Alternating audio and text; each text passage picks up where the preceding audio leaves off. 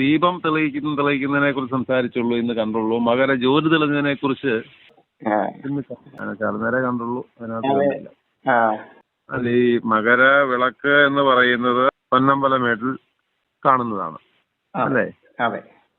മകര ജ്യോതി മാനത്ത് കാണുന്നതാണ് അല്ലേ? ഇതാണ് ആദ്യം നമ്മൾ പഠിക്കേണ്ടത്. നമ്മൾ വിശ്വാസികൾ ആദ്യം പഠിക്കേണ്ടത്. നമ്മൾ എന്താണ് ഈ ഉത്സവത്തിന് പറയണേന്നറിയോ? മകര വിളക്കെന്നാ പറയുന്നത്. വിളക്ക് കത്തിക്കുന്നതാണ്. മകര ജ്യോതി അതേ സമയത്തുണ്ട്. അത് ആകാശത്തിൽ ഉദിക്കുന്ന നക്ഷത്രമാണ് മകര ജ്യോതി. എന്ന് പറഞ്ഞാൽ നക്ഷത്രം എന്നാണ് അർത്ഥം.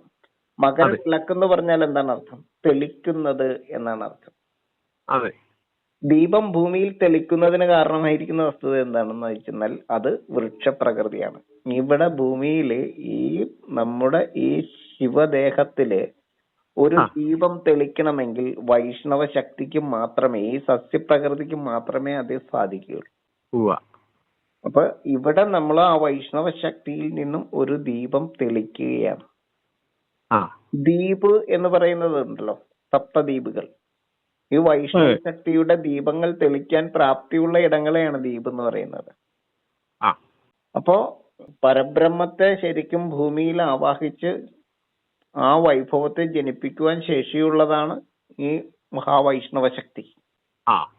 അപ്പോ മകര വിളക്ക് ആദ്യം അറിയേണ്ടത് അതാണ്. നാസ്തികവാദികളും വിശ്വാസികളും അന്ധവിശ്വാസികളും വിശ്വാസമില്ലാത്തവരും എല്ലാവരും അറിയേണ്ട ഒരു വസ്തുത എന്ന് പറഞ്ഞാൽ മകരവിളക്ക് മഹോത്സവമാണ്. അതെ. മകരവിളക്ക് മഹോത്സവം അന്ന് മകര ജ്യോതിസ് കാണുവാൻ കഴിയുന്ന ഒരു സമയവും കൂടിയാണ്. അതാണ് ഏറ്റവും ആദ്യം നമ്മൾ അറിയേണ്ടത്. അപ്പൊ ഈ മകരവിളക്ക് ദിവസം തന്നെ മകര ജ്യോതി അത് എല്ലാ ദിവസവും തെളിയുന്നതാണോ ആ നക്ഷത്രം? തീർച്ചയായിട്ടും ഭാരതത്തിന്റെ പല ഭാഗത്തും പലപ്പോഴും ദൃശ്യമാകുന്നതാണ്. മകരമാസത്തില് ധനുരാശിയിൽ നിന്നും മകരത്തിലേക്ക് കടക്കുമ്പോൾ, രാശി മാറുമ്പോൾ പ്രത്യക്ഷമാകുന്നതുമാണ്. അതായത് ഉത്തരായനം തുടങ്ങുന്ന സമയത്ത് ആകാശത്തിൽ പ്രത്യക്ഷമാകുന്ന ഏറ്റവും പോസിറ്റീവായിട്ടുള്ള മകര ജ്യോതിയാണത്. അതിന്റെ പേരങ്ങനെ തന്നെയാണ്. എല്ലാ വർഷവും ഈ മകരം 1 തന്നെ ആണോ കൃത്യമായി ഇത് സംഭവിക്കുന്നത്? മകര സംക്രമം കഴിഞ്ഞിട്ട് ഉത്തരായനത്തിലേക്ക് കടക്കുന്ന ആദ്യത്തെ ദിവസത്തെ സൂര്യാസ്തമയ സമയത്ത് ആകാശത്തിൽ ഇത് പ്രത്യക്ഷമാകും. കാണുവാൻ കഴിയും ഇതിനെ. അല്ല, നമ്മുടെ ശബരിമല എല്ലാ വർഷവും തന്നെ ഈ മകര ജ്യോതി കാണാറുണ്ട് ദീപാരാധന കഴിയുമ്പോ. തീർച്ചയായിട്ടും അവിടെ കാണാൻ കഴിയണം.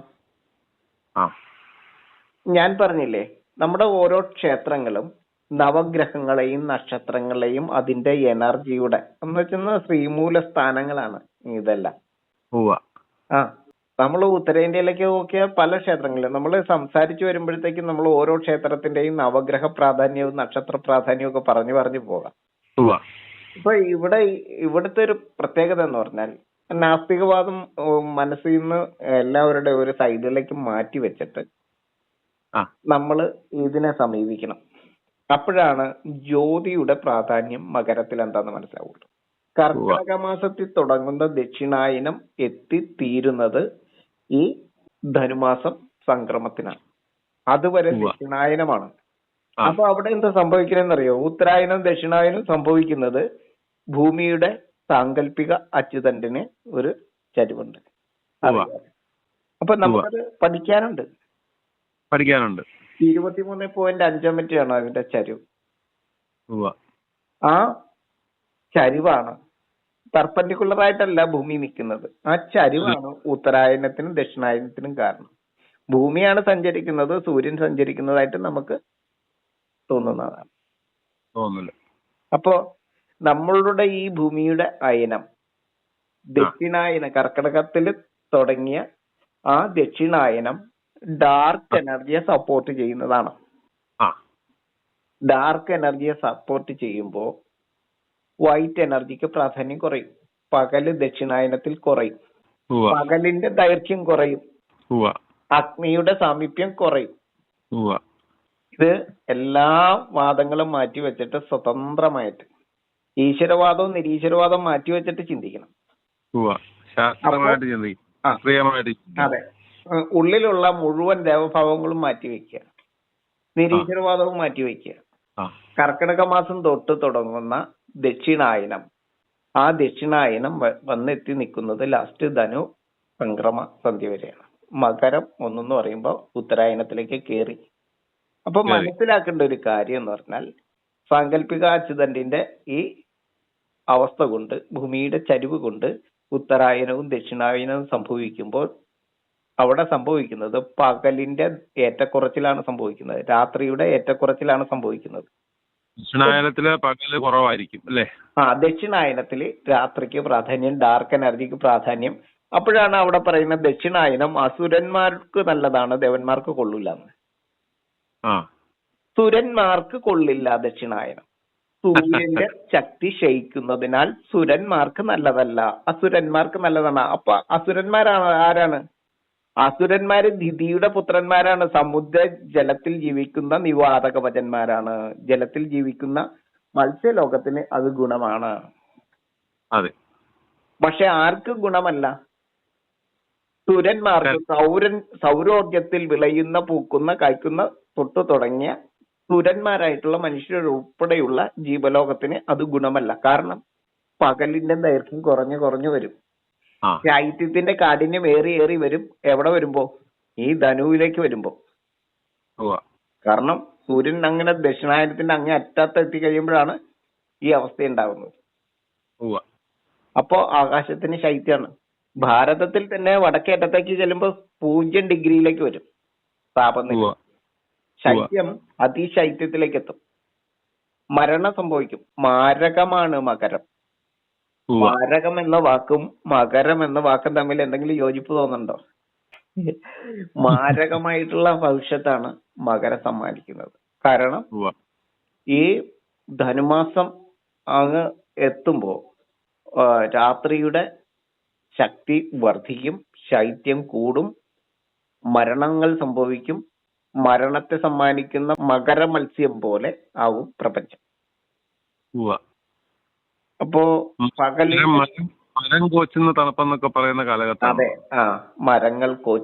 മരങ്ങൾ കോച്ചുന്ന തണുപ്പ് എന്ന് അങ്ങ് പറഞ്ഞ വാക്ക് ഒരുപാട് വിലയുള്ള വാക്കാണ്. അപ്പൊ ഈ മരം കോച്ചുന്ന തണുപ്പത്ത് സസ്യലോകത്തിന്റെ ശക്തി ക്ഷയിച്ചു പോകും. അതായത് ശൈത്യം കൂടും. സസ്യലോകത്തിന്റെ ശക്തി പകലിന്റെ ശക്തിയാണ്. പുരുഷഭാവമാണ് അഗ്നിക്ക്. അഗ്നിയുടെ ശക്തി ക്ഷയിക്കും. ആ ക്ഷയിക്കുമ്പോ വൃശ്ചികം 1 മുതല് ശബരിമലയിലേക്ക് നോക്കി അങ്ങക്കറിയാം, അവിടെ നീരാഞ്ജനത്തിന്റെ ഒരു ആഴി കത്തി നിൽക്കുന്നുണ്ട്. ഉണ്ട്. അത് സൂര്യന് തുല്യമായിട്ട് തെളിഞ്ഞു നിൽക്കോടെ. അതെ, 24 hours അതെയല്ലോ, മുഴുവൻ സമയവും. എന്തിനാണ് ആ ആഴി കത്തുന്നതെന്ന് ആരെങ്കിലും അറിയോ? ആർക്കെങ്കിലും അറിയില്ല. അത് ദക്ഷിണായനത്തിന്റെ അതിശൈത്യത്തെ താണ്ടുവാൻ ഈ ദേവതാഭാവത്തിലുള്ള സുര ജീവലോകത്തിന് അതിന്റെ സ്ഥിതിപാലകനായിരിക്കുന്ന വൈഷ്ണവ ശക്തിയുടെ എനർജിയെ വർദ്ധിപ്പിക്കുന്നതിന് വേണ്ടിയിട്ട് മഹാവൃക്ഷ പ്രകൃതിയുടെ ആ വൈഭവം നിലനിൽക്കേണ്ട ജീവനെ ജനിപ്പിക്കുന്ന ജീവകുംഭ സംഭവസ്ഥാനമായിരിക്കുന്ന ശബരിപീഠത്തിലെ ഒരു സൂര്യപ്രഭയായിട്ട് ഈ അതിശൈത്യത്തെ, അതായത് ദക്ഷിണായനത്തിന്റെ ആ വൈഭവത്തെ മറികടക്കാൻ വേണ്ടിയിട്ടുള്ള ശാസ്ത്രവിധിക്കാണ് അവിടെ അത് കത്തുന്നത്. ഇപ്പോ അങ്ങക്ക് അതിന്റെ മനസ്സിലായില്ലേ കാര്യം? മനസ്സിലായി. അപ്പോ പ്രകൃതി സംരക്ഷണത്തിന് വേണ്ടി തന്നെയാണ്. അതെ. എങ്ങനെയാണ് ശൈത്യത്തിൽ നിന്നും താപാവസ്ഥയിലേക്ക് പ്രപഞ്ചത്തെ കൊണ്ടുവരുന്നത്? ഇത് വൃശ്ചികം 1 മുതൽ കാലത്തിന് വേണ്ടി കാക്കുന്ന ആ 40.583 ദിവസം ഈ ആഴി അവിടെ സൂര്യനെ പോലെ ശോഭിക്കും. അത് അവിടെ മാത്രമല്ലല്ലോ സന്തോഷി, അത് മാലയിട്ട് വ്രതം എടുക്കുന്ന അന്ന് മുതല് ഈ അയ്യപ്പ ഭക്തർ എല്ലാ